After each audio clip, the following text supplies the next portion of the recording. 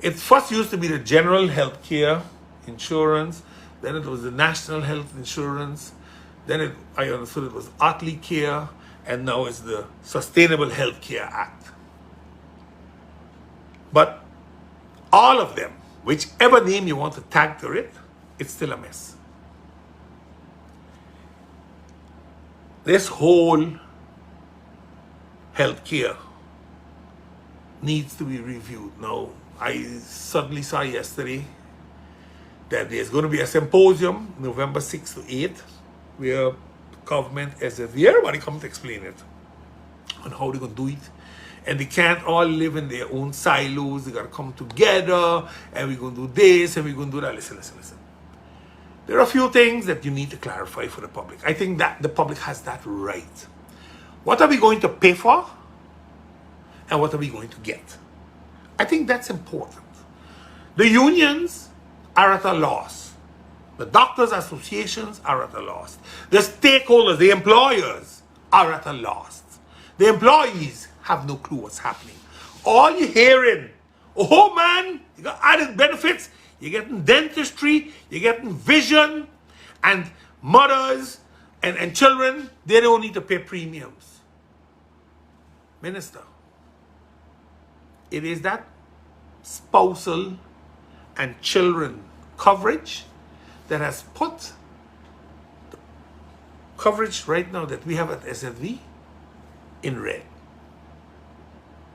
Because they need care, but they're not paying for care. So you call it a benefit, I call it the destruction of the fund. And unless we're going to pay for it with much higher premiums, what you're saying is hogwash. So tell the people the truth. That's what you gotta do. Stop being so secretive about it. Stop running Facebook ads that when the people send you a video, no! Sit down with the experts. Explain your 200 and something page law. Explain it. Explain the coverage for civil servants. Because it's going to go down. It ain't staying the same. It's going down to meet the SZV level. And they're going to pay 1% more on their salary for less coverage. Tell them the truth. They already got glasses. They already got dentistry. Tell them the truth. That's all you got to do. Because we all belong to the general population now at the hospital. That's third class. That's the general population, not second class that they had. Tell them the truth. The unions are so frustrated that tomorrow they are meeting at the Little League Stadium at 1 o'clock. And they're going to present to the government the 150 plus questions that came out of a union meeting that they had in, I think it was John Lamini Center. The place was so full that they had them all over the place outside in the parking lot and everything. Because people are seriously concerned. This law was to go into effect the 1st of January, 2024. That's when it was scheduled for. That ain't gonna happen no more. You all ain't gonna be scared. The earliest it will come into effect is January 2025, and the rumors I'm hearing now, we are looking at 2026 or 2027. That's what I'm hearing already. You see, it sounded so good. We have a national health insurance, and we're going campaign. And then they realized that what they had was a bag of hogwash. I can't say the other word. But again, I'm going to explain it to all you the way it should be explained, because it's wrong. It's completely wrong what's happening. We got to be honest. Healthcare is an expensive something. And yes, it's something that every country desires and wants. But you can only get what you can afford. And we have to tell the people this.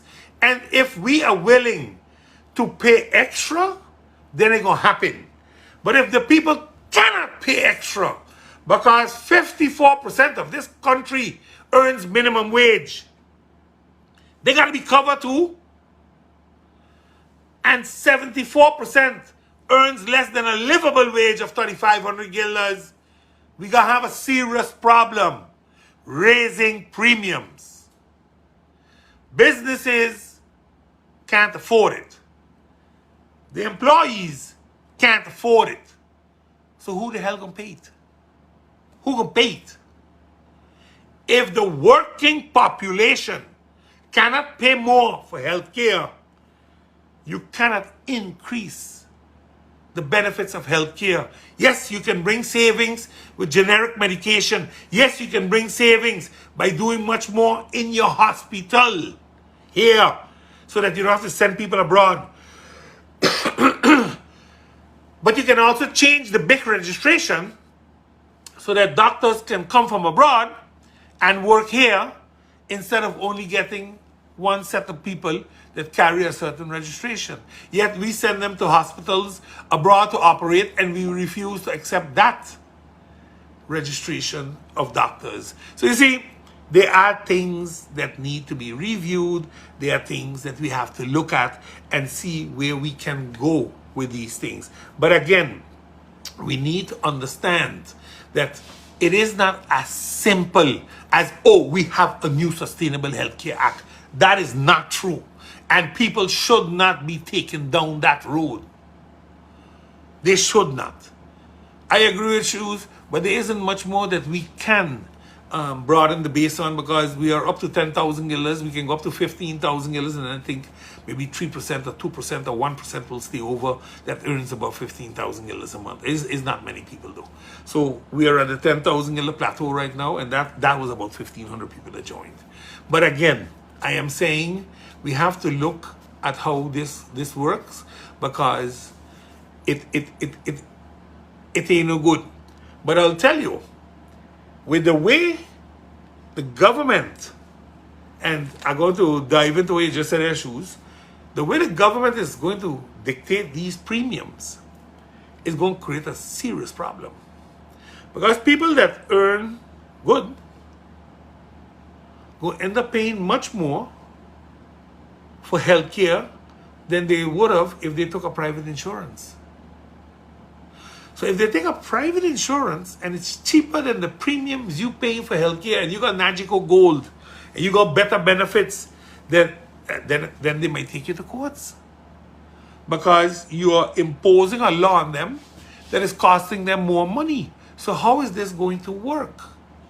So again, it is not as simple as it looks. And that's why I'm saying we got to be careful with how we are decimating the information to the public. We got to be fair and honest with them today. Tell them what they're up against.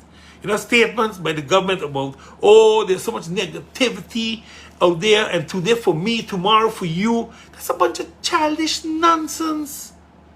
We here talking about national health for the country, and you're sitting on information and you're friggin' lying about it. That's criminal. That ain't nothing but go today for you, tomorrow for me. That's criminal when you're lying to people and you're sitting on proper information. But then again, this government, and last night I went on the SER board. I went on their website. Only the chairman is not vacant. Every other position on the SER board is vacant, because our Prime Minister has opted not to sign their national decrees.